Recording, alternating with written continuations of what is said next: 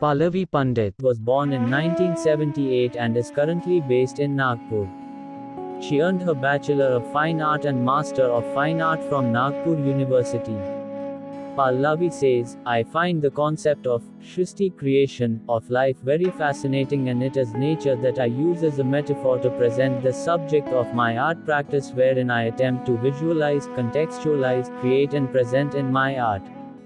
I think that life, in a true sense of word, is more of a chemistry that gives way to a specific way to an autonomous, self-regulating, and self-reproducing system.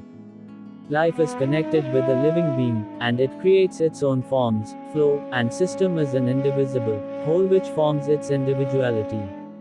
Conception, the beginning of life, explores the thought of the artist that come what may we should trust ourselves, the special abilities and positivity through which we can overcome and blossom again like the seed which germinates even under adverse conditions. Watercolor, a versatile medium and more so apt for this concept, expresses and creates a profound statement. The richness of the medium is in its smooth and gentle flow, leaving an indelible mark which cannot be erased or hidden, yet, a new form can be created therein, beginning a new journey and a new life. So need the man who has to move forward without being stuck in the past and recreate himself and flow with the tide. The color palette is cool, dark, warm and light of hues, tints and shades, minimalistic yet powerful, engaging the viewer to introspect close up to observe and understand the nuances of the work and emotion it unfolds within. The textures, layered washes, patterns, the flow, lights and darks, the twists and swirls et al. Create depth and movement. The compositional elements and the organic structures formed therein depicts the individuality, adaptability and harmony in diversity. The forms of womb, fetus, organs et al. Bring in the emotional and mystical aspects of life which is eternal. The lyrical abstract will enchant the viewer with its mellow narrative, and they as well will see a visual rendering of their own selves in conception. नमस्कार, नागपुर से मैं पल्लवी पंडित। Hina Bhatt art ventures की ओर से आयोजित art camp intriguing journeys, इसमें बतौर brand ambassador सम्मिलित होने का मुझे मौका देने के लिए हिना जी की मैं विशेष रूप से शुक्रगुजार हूँ। यहाँ पे हम थोड़ी सी बात करेंगे मेरे खुद के जर्नी के बारे में, मेरी आर्टिस्टिक जर्नी के बारे में। एक्चुअली पेंटिंग का शौक मुझे बचपन से रहा था।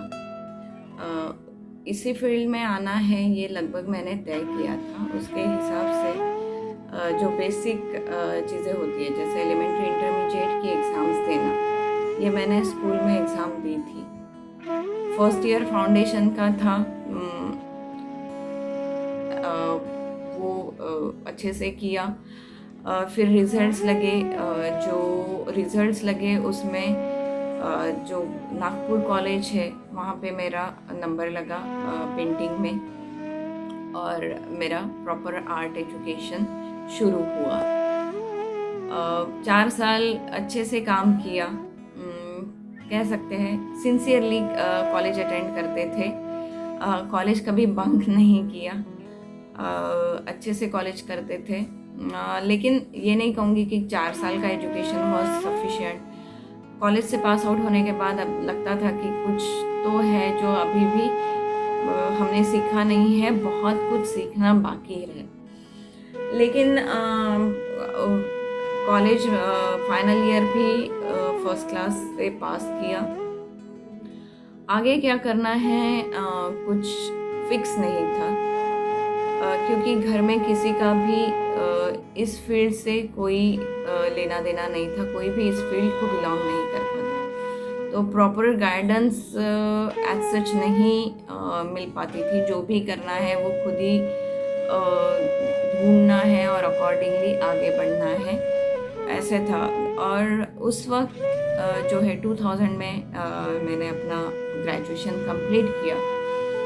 उस वक्त ये सिनेरियो था कि एनिमेशन काफ़ी ज़ोर शोर से इंट्रोड्यूस हो चुका था और हर कोई इस फील्ड में जाना चाहता था। तो मैंने भी सीडैक के एनिमेशन कोर्स में एडमिशन लिया। और diploma in advance computer arts, ये जो कोर्स है वो मैंने कंप्लीट किया, नागपुर में ही किया था। और फिर as a graphic designer job करना शुरू किया। फिर जो हर एक लड़की के इसमें हमारे यहाँ बहुत ही आम बात समझी जाती है, शादी। तो फिर मेरी शादी हुई, then I was totally involve in my family, और फिर मेरी बेटी हुई। तो आर्ट से लगभग मेरा जो कनेक्शन है वो मानो टूट सा गया था। ऐसे लगता था कि कुछ तो मिसिंग है, even though I was happy. ये एक फीलिंग हमेशा से आती रही कि कुछ तो मिसिंग है, मैं अपने आर्ट को मिस कर रही हूँ। बच्ची छोटी थी, काम नहीं कर रही थी। एक्चुअली ये मैंने बाद में रियलाइज़ किया कि काम नहीं करना ये हम पे डिपेंड होता है। वो एक्चुअली हम लोग हमेशा एक्सक्यूज़ देते रहते हैं काम न करने का। तो यस, आई मिस दैट। वो जो लंबा समय था वो मैंने काम नहीं किया। देन आई स्टार्टेड रियलाइजिंग कि नहीं, मुझे फिर से अपना काम शुरू करना है। तो कुछ ना कुछ छोटा छोटा कोर्सेस करते रहते थे। बीच में तंजोर को सीखा मैंने, फिर ग्लास वर्क करती थी, कुछ अलग तरीके से करती थी। उसके फ्रेम्स बनाती थी, ग्लास वर्क करती थी। और फिर जितना टाइम मुझे मिल सकता था, I used to literally grab that time और अपना काम शुरू रखने की कोशिश कर रही थी।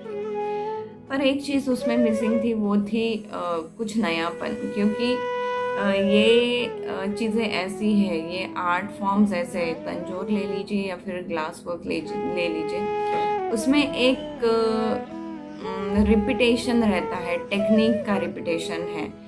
बहुत ज़्यादा क्रिएटिव या इनोवेटिव वे में आप उसको ज़्यादा दूर तक नहीं लेके जा सकते। उसमें वो रिस्ट्रिक्शंस आ जाते हैं उसमें। ये वही पीरियड था, मेरी बेटी धीरे धीरे बड़ी हो रही थी। 2-2.5 साल की मेरी बेटी हुई और उसने वॉल्स के ऊपर स्क्रिबलिंग करना शुरू कर दिया।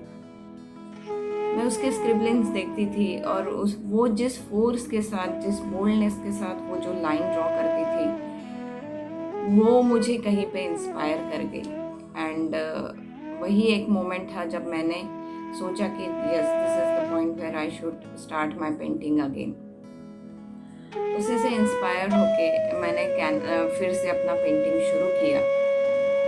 उसके ऊपर मैंने एक पेंटिंग सीरीज़ बनाई थी, इम्प्रेशंस नाम की, जिसको मैंने एग्जिबिट भी किया था। थाना में रहते थे तब हम लोग।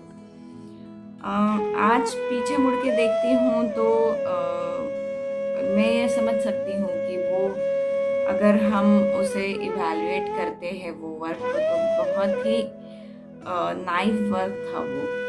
बट यस, उतना ही इम्पोर्टेंट भी था मेरे लिए, क्योंकि वही पॉइंट था जहाँ से आई रिकनेक्टेड विथ माई आर्ट। तो उसके हिसाब से वो बहुत ही इम्पोर्टेंट काम कह सकते हैं हम। वो टर्निंग पॉइंट रहा है। फिर थाना में ही जो जे के रिटायर्ड डीन थे, काशीनाथ साळवे सर, उन्होंने अपना स्टूडियो शिफ्ट किया था। So I started working over there. वहाँ जाके काम करती थी मैं, पेंटिंग बनाती थी अंडर हिज गाइडेंस। और काम शुरू था। फिर बीच में हम लोगों ने ये डिसाइड किया that we will come back to Nagpur. So हम लोग वहाँ से नागपुर शिफ्ट हुए। नागपुर में शिफ्ट होने के बाद फिर से क्वेश्चन मार्क था कि यहाँ आके अब क्या करना है। तो मैंने पोस्ट ग्रेजुएशन करना चाहिए ये सोचा। हमारे जो सर थे उन्होंने भी कहा कि that yes, you should go ahead for post graduation. तो उसके हिसाब से मैंने फिर अकॉर्डिंगली यहाँ पे डिपार्टमेंट ऑफ फाइन आर्ट्स में एडमिशन ली।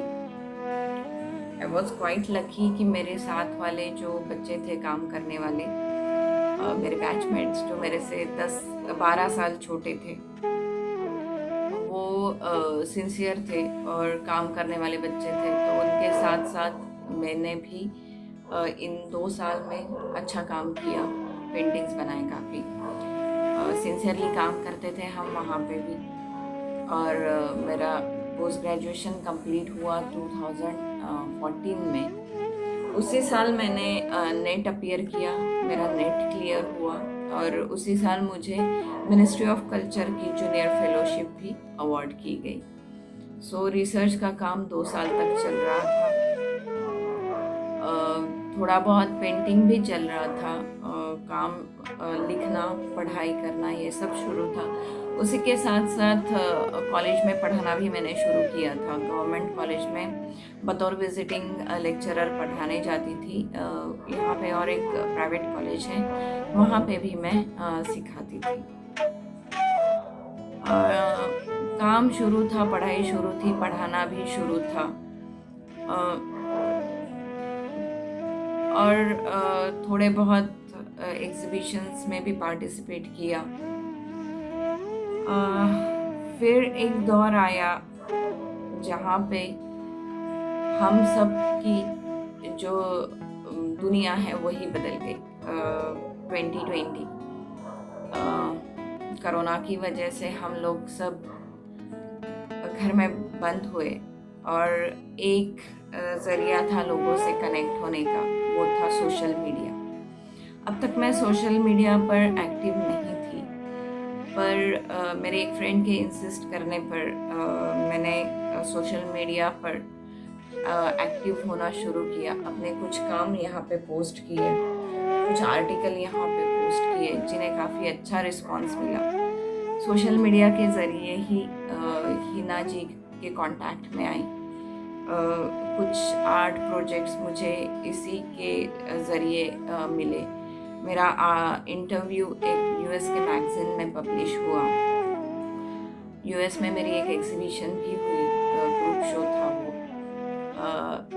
तो जो एक्टिविटीज़ और अलग अलग जो प्रोजेक्ट्स है वो मुझे इसी दरमियान सोशल मीडिया के ज़रिए मिलने, जिसके लिए वी शुड बी थैंकफुल कि आज ये मीडिया हमारे साथ है, जिसकी वजह से लाखों लोगों के, हज़ारों लोगों के साथ हम कनेक्ट हो सकते हैं। तो ये एक काफ़ी अच्छा दौर रहा मेरे लिए।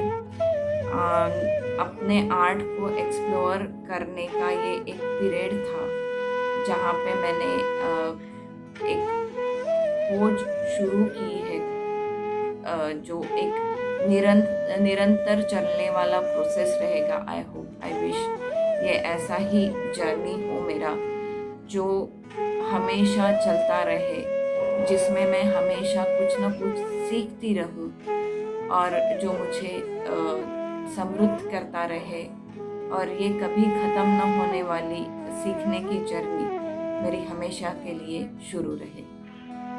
अभी यहाँ पे जो मैं बात करना चाहूँगी वो है मेरे कंसेप्ट के बारे में, मेरे थीम के बारे में, जिसके ऊपर मैं पेंटिंग बनाती हूँ। अभी जो कंसेप्ट है वो है लाइफ, जिसको लेके मैं अपनी पेंटिंग्स बनाती हूँ। ये थीम पे काम करते हुए मुझे काफ़ी समय बीत चुका है। जब इस कंसेप्ट को लेके मैंने काम करना शुरू किया था, तब उसकी तरफ जो मेरा नज़रिया था वो थोड़ा अलग था।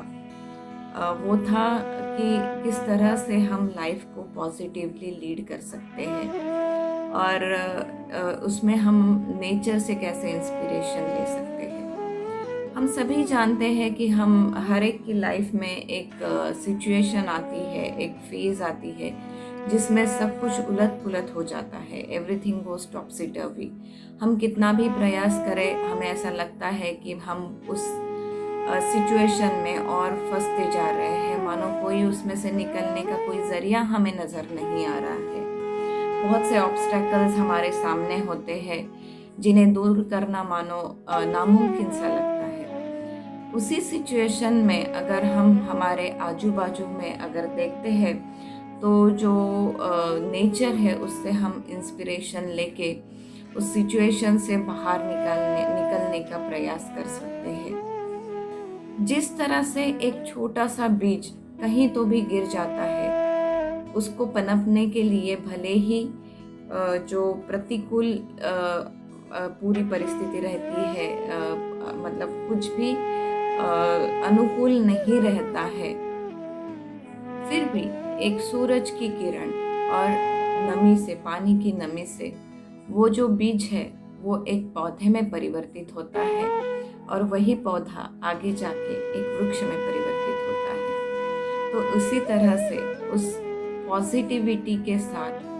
पॉजिटिविटी के रे के साथ अगर हम अपनी लाइफ को देखने का प्रयास करते हैं तो उसी बीज की तरह हम भी आगे जाके एक अच्छे जीवन की ओर मार्गक्रमण कर सकते हैं, हमारा जीवन परिपूर्ण बना सकते हैं with that hope of that positivity, with the help of that positivity.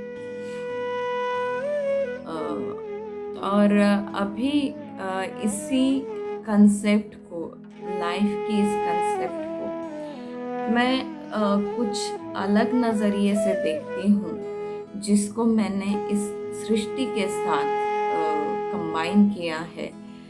हम सभी जानते हैं कि जिस चीज़ की शुरुआत है उसका अंत निश्चित है। जीवन भी हमारा इसी तरह से बना हुआ है। जिसने जन्म लिया है वो निश्चित ही मृत्यु को प्राप्त होगा, लेकिन मृत्यु के बाद सब कुछ थम नहीं जाएगा, भले ही हम यहाँ पे ना रहे। ये जो हमारे आजू बाजू की सृष्टि है, जो नेचर है, हमारी जो पृथ्वी है, जो ब्रह्मांड है, उसमें नवनिर्माण की जो प्रक्रिया है वो निरंतर शुरू रहती है, भले ही हम इसमें रहे ना रहे। एक चीज़ जन्म लेगी, उसका अंत होगा, उसी के साथ साथ वहीं पे द एंड नहीं है। ये सृजन की जो प्रक्रिया है, ये नवनिर्मिति की जो प्रक्रिया है, ये निरंतर शुरू रहती है और उसी से हमें इंस्पिरेशन लेके अपने जीवन को आगे जीते जाना है। नया कुछ हमेशा सीखते रहना है। सृजन की क्रिया को हमारे जीवन में भी सम्मिलित करते जाना है। यही मेरी पेंटिंग की कंसेप्ट है। अभी यहाँ पे जो बात करूँगी वो है मेरे आर्ट प्रोसेस के बारे में। मेरा जो मीडियम है वो ज़्यादातर मैं वाटर कलर और पेपर्स के साथ काम करती हूँ। तो सबसे पहले मैं अपने जो कलर्स हैं मेरे, कुछ सिलेक्टिव कलर्स का मैं इस्तेमाल करती हूँ। कुछ रोज़ तक मैं, कुछ दिन पहले तक मैं ब्लू में मोस्टली काम करती थी। अब उसमें धीरे धीरे चेंजेस आ रहे हैं और ग्रीन, येलो ऐसे कलर और पर्पल, ये कलर्स उसके साथ ऐड होते जा रहे हैं। तो इन कलर्स के फ्लो में सबसे पहले अपने पेपर पे लेती हूँ। उन्हें सूखने के लिए मुझे काफ़ी 3-4 दिन का समय लगता है और फिर जो फॉर्म्स मेरे सामने क्रिएट होते हैं वो जो कलर के स्प्लैशेस जो है, वो जो कलर के जो फ्लोज मैंने पेपर के ऊपर लिए हुए हैं, वही मुझे अपने फॉर्म्स बयां करते हैं। उन कलर्स में मुझे अपने फॉर्म मिलना शुरू होता है। कोई भी पेंटिंग में प्लानिंग करके नहीं करती हूँ एक्चुअली। हर एक पेंटिंग मेरे लिए एक सरप्राइज़ रहता है। जो कलर्स है, जो फॉर्म्स, जो कलर्स मैंने अप्लाई किए हैं, उसमें से फॉर्म्स मुझे दिखते जाते हैं और धीरे धीरे मैं अकॉर्डिंगली जिस तरह से वो मुझे दिखाई देते हैं उनको मैं एक प्रॉपर फॉर्म में प्रस्तुत करने का प्रयास करती हूँ। उन फॉर्म्स को उभारने के लिए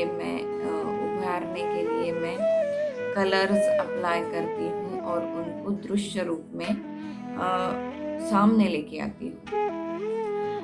तो जिस तरह से हमारी ज़िंदगी भी सरप्राइज़ों से परिपूर्ण रहती है, कभी वो हमें अच्छे सरप्राइजेस देती है तो कभी वो हमें हिला के रख देती है। वो किस स्वरूप में नेक्स्ट मोमेंट हमारे सामने क्या लेके आएगा ये हमको नहीं पता होता है। उसी